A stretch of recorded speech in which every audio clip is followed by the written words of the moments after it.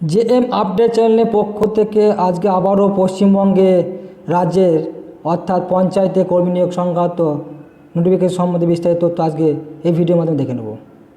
অনেক বন্ধু আমাকে বলেছিলেন আমাদের পঞ্চায়েতে কবে বের হবে, তখন আমি জানতে পারিনি। এখন তা এই ভিডিওর মাধ্যমে কোন ডিস্ট্রিক্টের কোন পঞ্চায়েতে বের হয়েছে তা সমস্ত তথ্য আজকে এই ভিডিওর মাধ্যমে স্টেপ বাই স্টেপ আমরা দেখে নেব।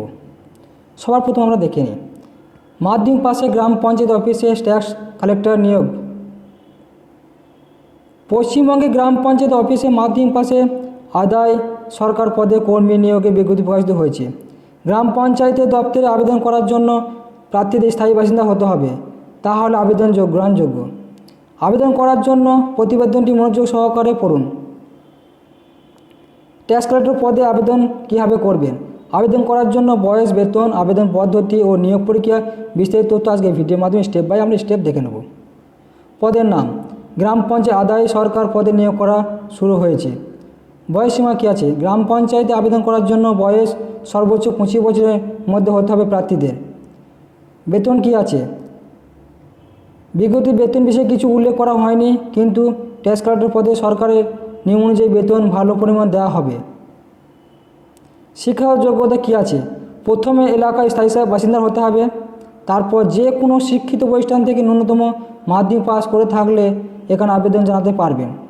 আবেদন পদ্ধতি কী আছে? আবেদনপত্রটি সঠিকভাবে ফিল আপ করে গ্রাম পঞ্চায়েত স্থায়ী বাসিন্দা শংসাপত্র সহ শিক্ষাগত যোগ্যতার প্রয়োজনীয় নথিপত্র যুক্ত করে তাজপুর গ্রাম পঞ্চায়েতে গিয়ে জমা করতে হবে আবেদনপত্রটি। যে সকল প্রার্থীরা তাজপুর গ্রাম পঞ্চায়েতের বাসিন্দা তাদের জন্য সবচেয়ে বড় সুখবর, তারা অতি শীঘ্রই পঞ্চায়েতে গিয়ে ফর্মটি নিয়ে একটা স্থায়ী বাসিন্দার শংসাপত্র পঞ্চায়েত থেকে নিয়ে তার সাথে সমস্ত ডকুমেন্টসপত্র যুক্ত করে ওখানে গিয়ে জমা করে দিয়ে চলে আসবেন। আবেদনের লাস্ট ডেট এটি মনোযোগ সহকারে দেখবেন বা শুনবেন। আগামী 22শে ফেব্রুয়ারি 2024 তারিখে বিকেল 5টার মধ্যে আবেদনপত্র সরাসরি জমা করতে হবে। ওই তাজপুর গ্রাম পঞ্চায়েতে গিয়ে আপনাদেরকে সরাসরি ফর্মটি ফিল আপ করে সমস্ত ডকুমেন্টস সেলেক্ট করে ফটো, সিভি সংযুক্ত করে এবং বংশতালিকা অবশ্যই দিতে হবে। মনোযোগ সহকারে মনে রাখবেন, বংশতালিকা না দিলে কিন্তু গ্রাহ্য হবে না। তাই বংশতালিকা মনে করে যেন ফর্মটির সাথে যুক্ত করে দিয়ে ওখানে জমা করে দিয়ে চলে আসবেন।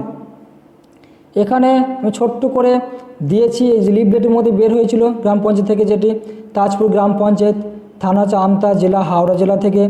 এটি সম্পূর্ণ হাওড়া জেলা ডিস্ট্রিক্ট থেকে বের হয়েছে। তাজপুর থানার আন্ডারে তাজপুর গ্রাম পঞ্চায়েতে আমতা থানার আন্ডারে আমতা ব্লক 2 নম্বর থেকে বের হয়েছে।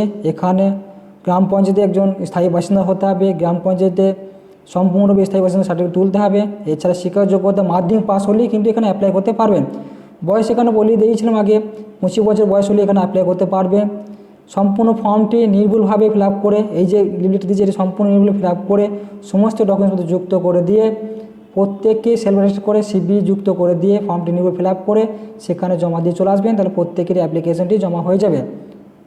প্রত্যেকের ভিডিওটি ভালো লাগে তাহলে প্রত্যেকে সাবস্ক্রাইব, লাইক, কমেন্ট, শেয়ার করবেন। এবং তাজপুর বাসিন্দার জন্য সুখবর, এই ভিডিওটি প্রত্যেকে শেয়ার করবেন যাতে তাজপুর বাসিন্দারা যাতে পেয়ে থাকে সেই দিকে লক্ষ্য রেখে।